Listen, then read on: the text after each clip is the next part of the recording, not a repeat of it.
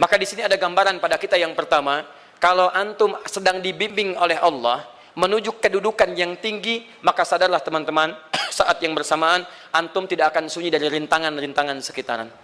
Catat itu baik-baik. Anda kedudukan biasa, naik luar biasa, maka hambatannya itu akan semakin meningkat, tidak sama dengan sebelumnya. Anda orang kecil, diuji dengan ujian kecil. Anda orang menengah, diuji dengan ujian menengah. Anda kedudukan yang tinggi, maka akan diuji dengan kedudukan yang lebih tinggi lagi. Maaf, Allah tidak akan menguji dedaunan dengan angin yang menerpa akar. Pasti berbeda. Karena angin ketika kedudukan semakin tinggi, maka angin semakin kencang akan menerjangnya. Yuk kita turunkan, jenis ujiannya bisa 3. Bismillah. Tenang aja mas, ya. Antum lihat aja, tulis ya, biar saya ngapus, insyaallah.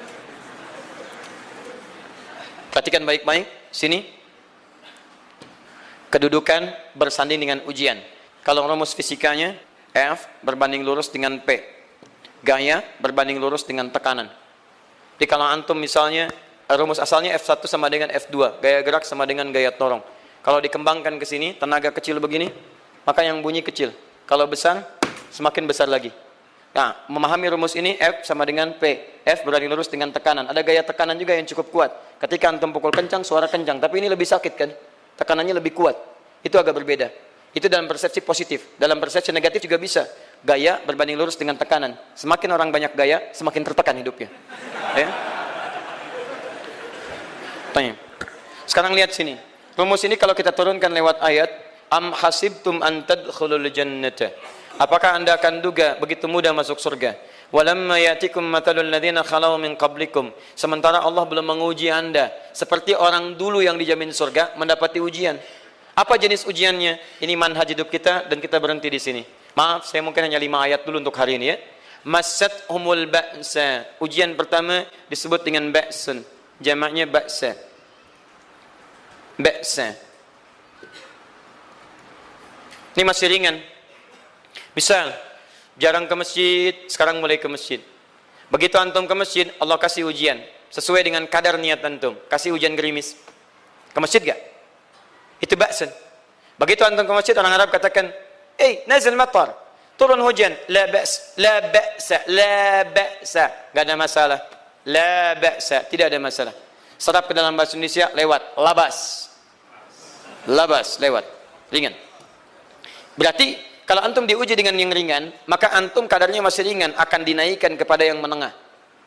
Akan yang menengah. Hati-hati betul. Kalau antum belum lulus yang di sini, maka antum akan terus sampai di sini, sampai lulus di sini. Sampai lulus. Antum mau berangkat ke masjid gerimis bisa. Tiba-tiba nggak jadi di rumah. Istri antum mengatakan, Pak kok nggak ke masjid? Hujan mah, kan cuman gerimis. Takut teriak, Masya Allah. Padahal antum misalnya belum kuat untuk berangkat. Maka antum akan terus diuji di sini. Lihat rumusnya, Quran surah kedua ayat 286. La yukallifullahu nafsan illa, Allah tidak akan pernah menguji seorang hamba di luar kadar kemampuannya. Jadi kalau antum masih ujian yang ringan, antum diberikan yang ringan. Antum naik menengah, diberikan yang menengah. Antum naik lagi level tinggi, diberikan ujian yang berat. Menengahnya disebut dengan darrun. Waddarra, dari ba'sun jadi darrun. Jamaknya darra. Sudah menyakiti fisik. Kena fisik. Sudah melukai.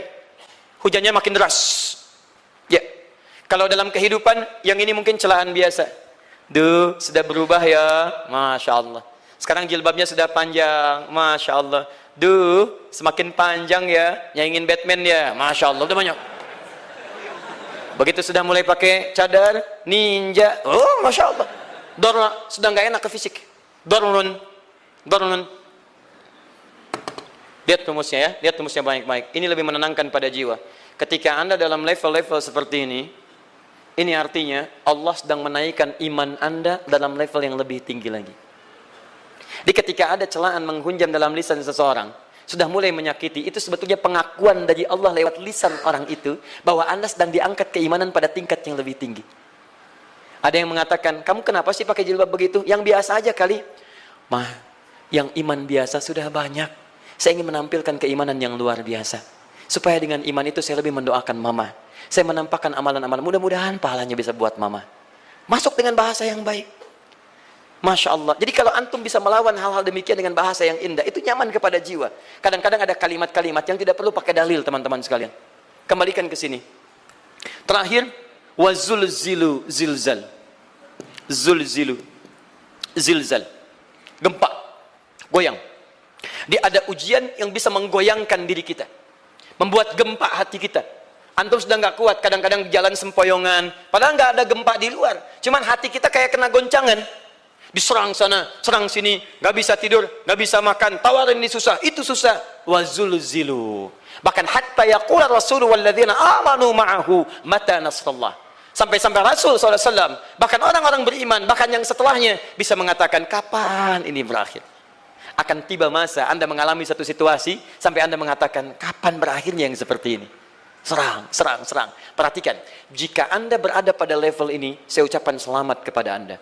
Karena Anda akan diangkat pada kedudukan yang tertinggi di antara sekian ujian yang ada. Zilzal. Artinya Allah akan naikkan Anda pada derajat yang tinggi. Karena hukum ujian tadi, la yukallifullahu nafsan illa wus'aha. Allah nggak akan menguji seorang hamba di luar batas kemampuannya. Jadi kalau Anda sudah dipandang oleh Allah siap menerima yang ini, maka Anda akan diberikan zilzal. Kalau Anda nggak mampu, Anda hanya akan diberikan darra atau ba'sun. Dimohon maaf, kalau di antara jamaah yang hadir saat ini, Anda merasa sedang punya masalah yang berat, membuat hati Anda goyah, saya ucapkan pada Anda, dari sekian hamba Allah yang ada di muka bumi, cuman Anda yang diberikan itu. Artinya Allah akan mengangkat derajat Anda. Ayo bahagia. Dan yakinlah, bukan orang lain yang dititipkan, Anda yang diberikan. Allah percaya pada Anda, kenapa Anda tidak yakin? Bukan orang lain. Jadi mustahil Allah memberikan ujian berat kalau Anda nggak sanggup. Karena cuma Anda yang sanggup, Anda yang dikasih. Makanya jangan mengeluh. Jangan katakan, ya Allah, kenapa saya, Allah? Why me? Kata Allah, why not? Kamu yang bisa. Yang lain tidak. Dan tanpa harus Anda menuliskan status. Memang cuma saya yang sanggup. Oh, Masya Allah. Gak usah. Sadari. Kalau bukan sayang, Allah itu punya sifat adil. Gak mungkin menukar sesuatu di luar kadarnya. Antum tahu cicak? Halo? Jangan katakan wallahu alam, cicak. Cicak, baik. Bagaimana aktivitasnya? Merayap. Di mana? Dinding. Apa makanannya? Nyamuk. Nyamuk bagaimana aktivitasnya? Terbang. Pertanyaan saya, di mana keadilan Allah menjadikan makhluk yang merayap makanannya terbang? Kalau nyamuk masuk kategori pertama tadi, pintar dan tahu dirinya pintar, jadi mainan cicak. Cicak, ayo tangkap. Cicaknya cuma merayap, dianya terbang. Beruntungnya nggak ada nyamuk yang jenius. Tapi yang paling hebat, perhatikan bagaimana lisan orang tua kita menanamkan kalimat-kalimat untuk menanamkan tauhidullah subhanahu wa ta'ala. Cicak-cicak diam-diam merayap. Perhatikan, yang Allah tuntut pada cicak, merayap kamu. Walaupun cuma diam-diam. Lihat baik-baik, diam-diam merayap. Datang seekor, Masya Allah, ketika dia merayap, nyamuk datang.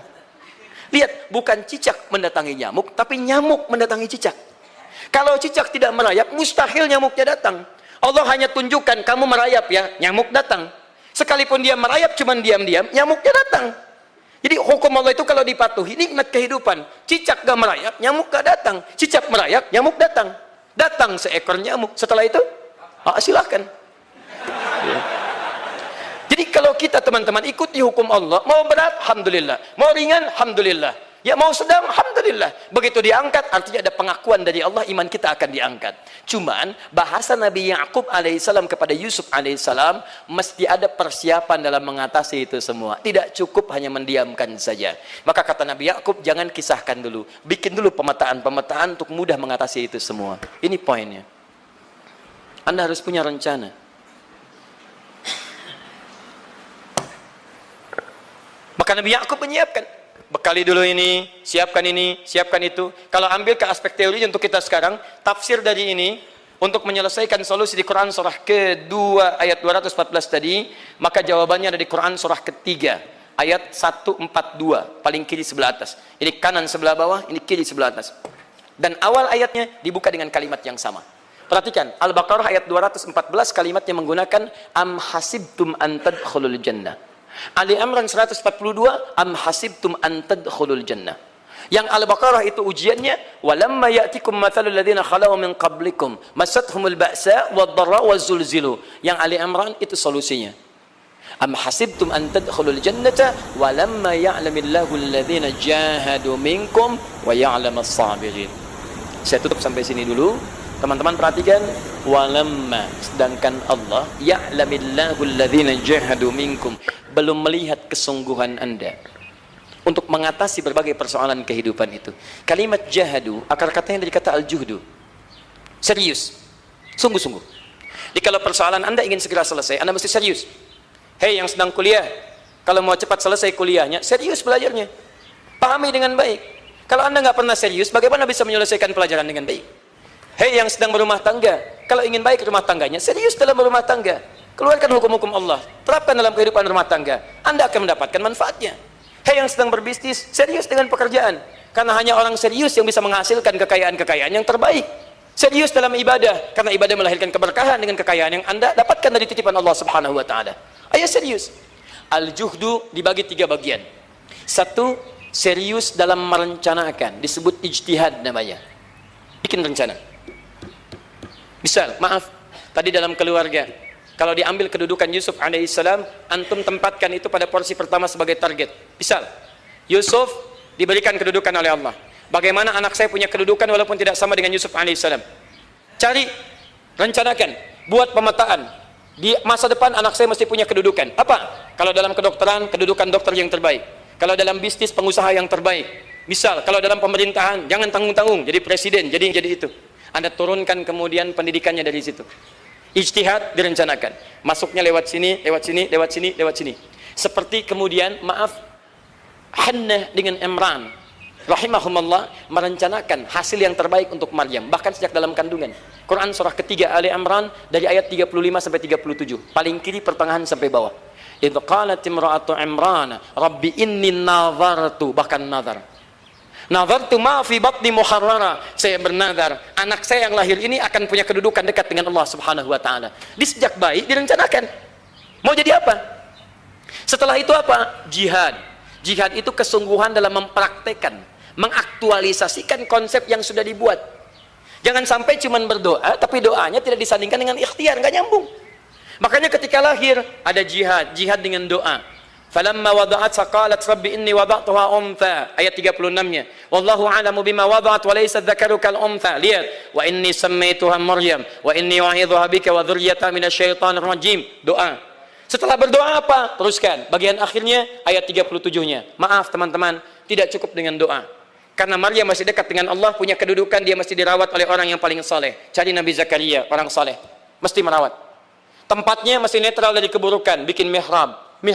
Jadi tempat dibuatkan, orang soleh merawat, doa dipanjatkan, doa berbanding lurus dengan ikhtiar. Apa yang terjadi? Ayat 37-nya. Fataqabbalaha rabbuha biqabulin hasanin wa ambataha nabatan hasana. Maka Allah Subhanahu wa taala menerima usaha orang tua ini. Doanya diterima, ikhtiarnya diterima. Jadi kalau antum mengambil ayat tadi, diterapkan dalam kehidupan, rencanakan teman-teman sekalian. Anak mau sekolah di mana? Mau jadi apa? Turunkan ke bawahnya. Oh, dia mau jadi dokter, dokter yang hafal Quran, turunkan. Pendidikannya di sini, di sini, di sini, di sini sampai paling kecilnya. Siapa gurunya yang dekat dengan Allah? Sekolahnya yang menjauhkan dari hal-hal keburukan, sampai satpamnya soleh, securitynya soleh, koperasinya orang-orang soleh, gurunya orang-orang soleh. Hadirkan. Kalau ikhtiarnya sudah nyambung dengan doa, maka fataqabbalallah, qabbalallah. Taqabbalaha rabbuha. Diterima Maryam, antum diterima. Di kadang-kadang yang nggak nyambung nih begini, doanya nggak nyambung dengan ikhtiar, itu masalahnya. Ya Allah mohon ya Rabb, jadikan anak saya rajin sholat, hafal Al-Quran, tapi ditempatkan di sekolah yang tidak pernah mengajarkan sholat, nggak nyambung. Ditempatkan di tempat yang tidak pernah mengajarkan Quran, tidak nyambung. Nggak ada kesamaan di situ. Maka Nabi Ya'qub alaihissalam memberikan gambaran kepada anaknya, nak, kamu akan punya kedudukan begini, hati-hati, setiap ada kedudukan akan ada rintangan, kamu harus punya rencana untuk merencanakan solusi-solusi terbaik untuk itu. Kemudian yang terakhir, ini yang paling hebat, mujahadah, perjuangan melawan emosi. Karena tidak sedikit tantangan itu, maaf, yang berat itu bukan menghadapi fisiknya, tapi menghadapi diri kita sendiri. Mau ke masjid, malas, itu yang susah dihadapi dibandingkan dengan hujan. Hujan ada payung, malas mau pakai apa? Maaf, menurun, semangat turun, malas datang, kecewa datang, pesimis datang, lawan, namanya mujahadah. Gabungkan ketiganya, isi dengan sabar. Wa ya'lamas sabirin. Manhaj itulah yang diberikan kepada Yusuf, sehingga Yusuf nanti mengalami tahapan-tahapan kehidupan sampai dengan beliau mencapai puncak tertinggi, disebut kemudian menjadi Al-Aziz, dan disitulah kemudian terbukti mimpinya setelah 40 tahun atau 80 tahun disebutkan dalam satu riwayat, maka terbuktilah mimpi ini punya kedudukan bapak ibunya beserta saudara-saudaranya sujud di hadapan Yusuf alaihissalam. Teman-teman, ini baru 5% dari pengajaran yang ada di surah Yusuf. Masih banyak hal yang lainnya. Bagaimana ketika mohon maaf bertemu dengan saudaranya. Saya kasih bocoran sedikit. 10 orang rapat di satu tempat untuk mencelakai Yusuf. Setelah mereka menyimpulkan bapaknya itu lebih perhatian kepada Yusuf. La Yusufu ahabbu ilaina. Yusuf itu lebih dicintai dibandingkan kita pada diri bapak kita. Bapak kita salah nih. Bapak kita salah. Masya Allah. Bapak kita sesat nih. Ya, inna abana la fi dhalalim mubin. Bapak kita sesat banget nih. Salah bapak nih. Ya harusnya kita yang dicintai, kita lebih kuat.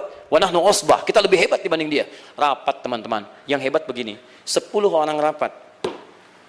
Diajukan usulan untuk membunuh Yusuf. Saya mau tanya pada antum, kalau 10 orang rapat, 9 mengusulkan A, 1 mengusulkan B. Kira-kira yang diterima secara quorum 9 atau 1? 9. Ini bisa tertukar. Tertukar. Pembunuhan diusulkan, 9 orang condong. 1 orang mengusulkan, la taqtulu Yusuf, jangan bunuh Yusuf. Alqihi fi ghayabatil jubbi, yaltaqithu ba'du sayyarah. Cukup lemparkan dia ke tempat gelap. Kemudian di tempat itu akan lewat para kafilah, dia diambil dan menjauh dari kita. Yang penting kan Yusufnya nggak ada, supaya dosa kita nggak berat-berat amat. Yusufnya ambil, itu kan tujuan kita. Lihat baik-baik. Biasanya setan kalau sedang melakukan sesuatu itu nggak akan nanggung. Nodong bisa pembunuhan. Lempar bisa perampokan. Tapi ini yang aneh, kenapa 9 orang yang untuk membunuh itu tiba-tiba belok menyepakati rencana yang pertama? Yang 1 orang. 9 orang, 10 orang rapat, 9 punya A. Tiba-tiba yang 9 berpindah kepada yang B yang cuma 1 orang. Kenapa bisa terjadi? Ada rahasia di situ. Kapan rahasianya? Kapan-kapan kita bahas.